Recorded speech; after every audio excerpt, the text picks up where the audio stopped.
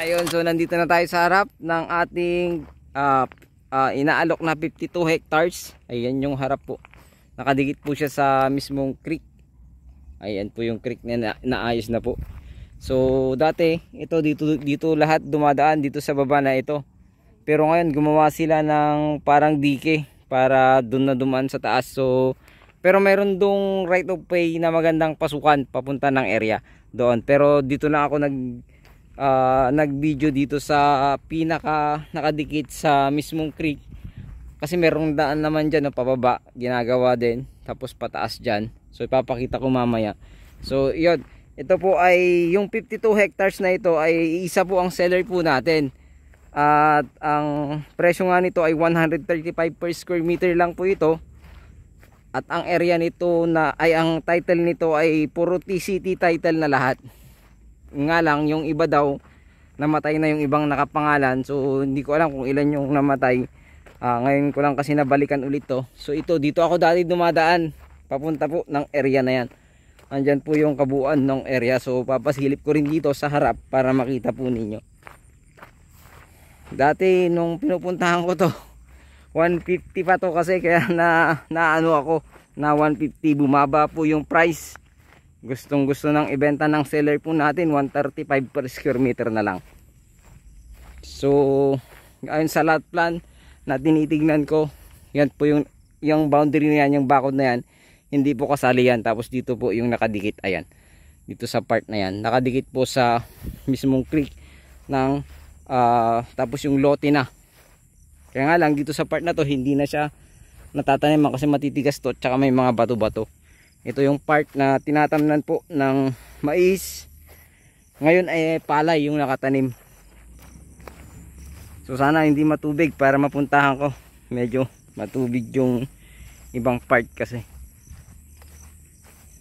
Pero napapaliparan naman ng drone, so makikita nyo mamaya sa drone.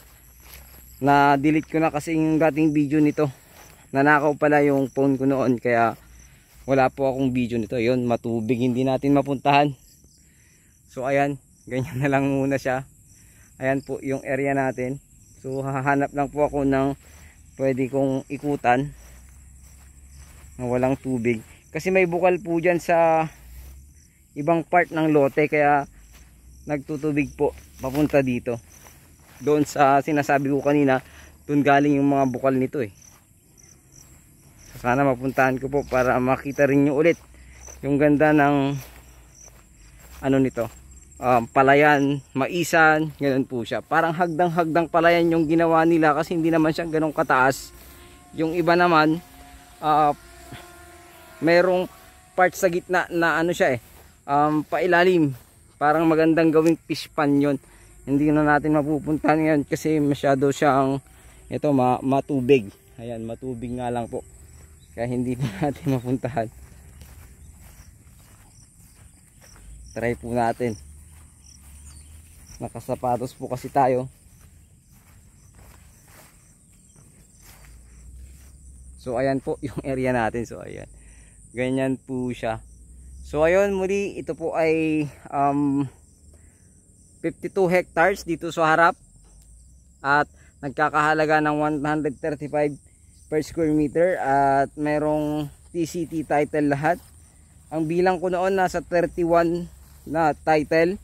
Yung titulo nito nasa bahay po yung listahan ko. I-check ko na lang po ulit mamaya, i-double check ko po.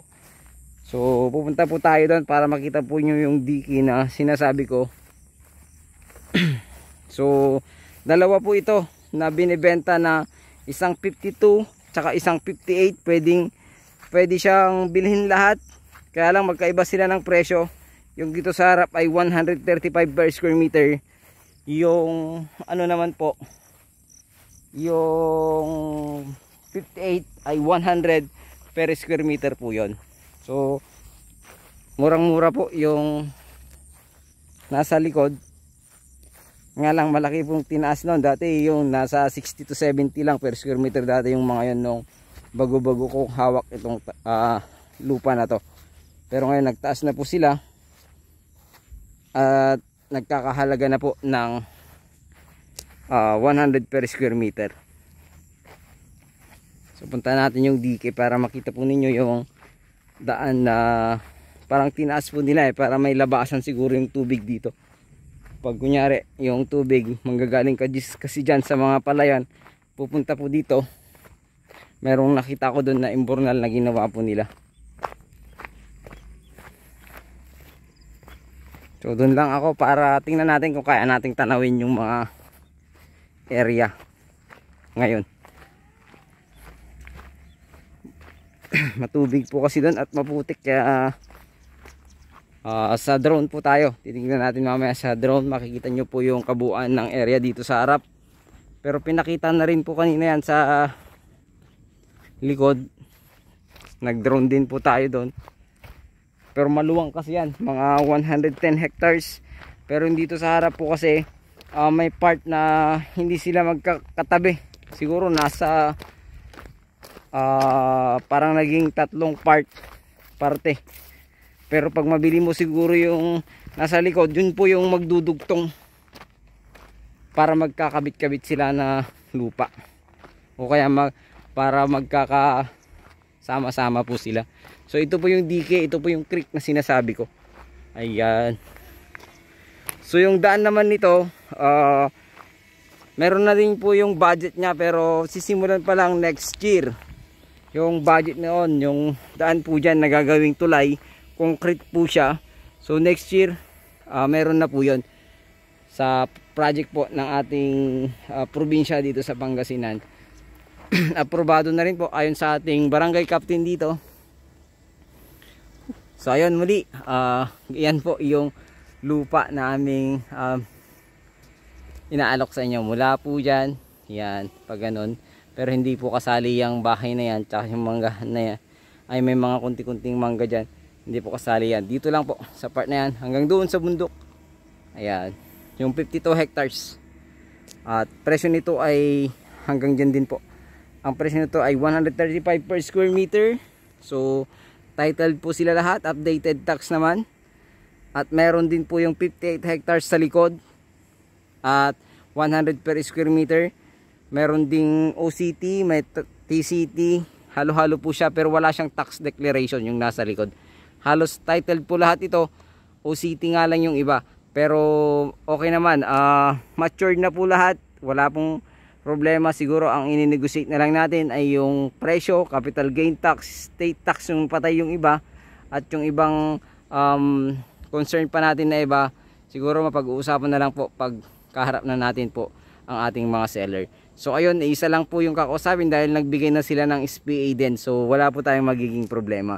So ayun muli, maraming salamat. At muli sa lahat po ng viewers natin sa Mucha and Joel Lot Vlog, sa mga nangangailangan po ng malaking area na buyers po dyan. So baka magustuhan nyo po ito. 135 per square meter yung dito sa harap na 52 hectares. Yung nasa likod na 58 hectares, 100 per square meter. Pwedeng hiwalay kasi mayroon namang daan po yon, yung nasa likod na 3 to 4 meters wide. Actually mas malapit pa yun sa Barangay Cemented Road, kaya maganda rin po siya. Ito naman 52 hectares nandito sa harap, pero ganito po yung daan. Ayan, ganyan po. Ito po yung pababa papunta sa area. So ayan, so paalos the same lang po. Yung daan naman po doon sa nagagawing tulay ay ongoing siya sa next year yung paggawa. At mayroon namang daan sa likod, kaya lang medyo malayo po, nasa 11 kilometers po ata mula sa National Highway hanggang dito makarating ka rito. So ayun muli, ito ay bayan ng Umingan, Pangasinan. Ang inaalok po namin ay isang 58 hectares sa likod, ay nagkakahalaga ng 100 per square meter. Consolidated po yon na title. At dito sa harap naman, iisa ang seller po natin. 31 title yung pagkakaalam ko, sa pagkakaalala ko, at ang presyo nito ay 135 per square meter. So ayun muli, maraming salamat po sa lahat po ng viewers natin sa Mucha and Joel Lot Vlog. Sana po magustuhan nyo po ito. Sa lahat po ng ating mga kaibigan dyan, mga big time buyers dyan na naghahanap, sana makita nyo rin po itong aking vlog para masilip nyo rin po itong aking inaalok na 110 hectares kabuuan 110 hectares po siya at napakaganda rin po ng area na ito. Ayun, muli maraming salamat pong lahat. Muli sa lahat po ng ating viewers sa Muchan Joel Lat Vlog. Pagpalain po kayo ng ating Panginoon at patuloy niyo po kaming suportahan sa aming pagbablog at sa lahat po ng may pangunawa, sa lahat po ng pagkukulang namin sa details, sa lahat po ng kung ano man po yung kulang na hindi namin nabanggit. Pasensya na po kayo at maraming salamat po sa lahat ng nakakaintindi sa aming kakulangan. God bless you all po, and kung mayroon pa po kayong concern na iba, tawagan nyo lang po ako dito sa aking numero at sa aking Facebook account. At sa lahat po ng buyers na magkakagusto po rito, wag po kayong mag-atubiling, tawagan na po ako at i-tripping ko po kayo dito sa area na ito. Ayun, muli maraming salamat po sa inyong lahat. God bless you all po.